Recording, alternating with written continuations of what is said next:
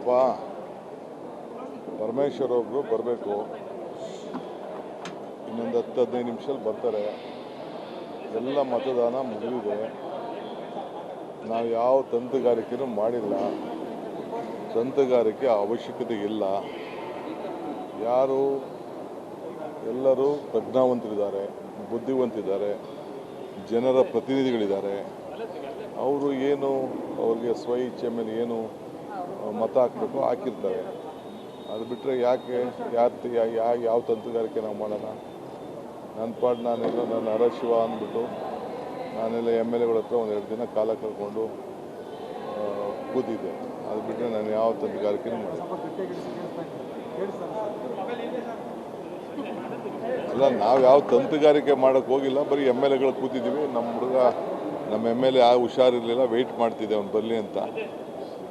ಇಕ್ಬಾಲು BJP ಮತ್ತು JDS ಇಂದ ಕಾಂಗ್ರೆಸ್ಗೆ ಮತಗಳು ಬಂದಿವೆ ಕೆಲವು ಅಂತ ಹೇಳ್ತಾರೆ. ಕ್ರಾಸ್ ವೋಟಿಂಗ್ ಆಗಿದೆ ಸರ್. ನನಗೆ ಗೊತ್ತಿಲ್ಲ. ಯಾಕೆ ಕ್ರಾಸ್ ಆಗ್ತದೆ? ಕ್ರಾಸ್ ಆಗುವಂಥ ಅವಶ್ಯಕತೆ ಏನಿಲ್ಲ. ನಿಮ್ಮ ಅಭ್ಯರ್ಥಿಗೆ ನಮ್ಮ ಹತ್ರ ಏನು ಓಟ್ ಇದೆ, ನಮ್ಮ ಓಟ್ ನಮ್ಗೆ ಹಾಕೊಳ್ಳಿ ಅಂತ ನಾವು ಕೇಳ್ಕೊಂಡಿದ್ದೀವಿ ಅಷ್ಟೇ. ಕ್ಯಾಂಡಿಡೇಟ್ಗಳು ಏನೇನು ಮಾಡ್ಕೊಂಡಿದ್ದಾರೋ ಗೊತ್ತಿಲ್ಲ ನನಗೆ. ತಮಿಳುನಾಡು ಗೌರ್ಮೆಂಟ್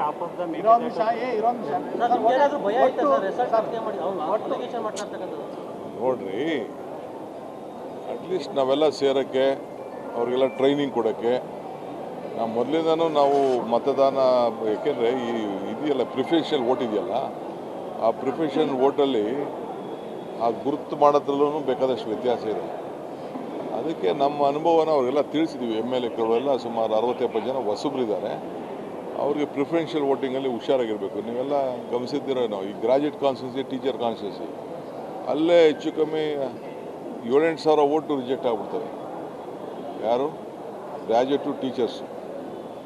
ಇಲ್ಲೂ ಬುದ್ಧಿವಂತಿಕೆ ಇರ್ತದೆ, ಬಟ್ ನಾವು ಸ್ವಲ್ಪ ಈಗ ಪ್ರಿಫರೆನ್ಷಿಯಲ್ ವೋಟ್ ಹಾಕ್ಬೇಕಾದ್ರೆ ಸ್ವಲ್ಪ ಹುಷಾರಾಗಿರಬೇಕು ಅಂತ ಅವ್ರಿಗೆಲ್ಲ ಟ್ರೈನಿಂಗ್ ಕೊಟ್ಟಿದ್ದು ನಿಜ.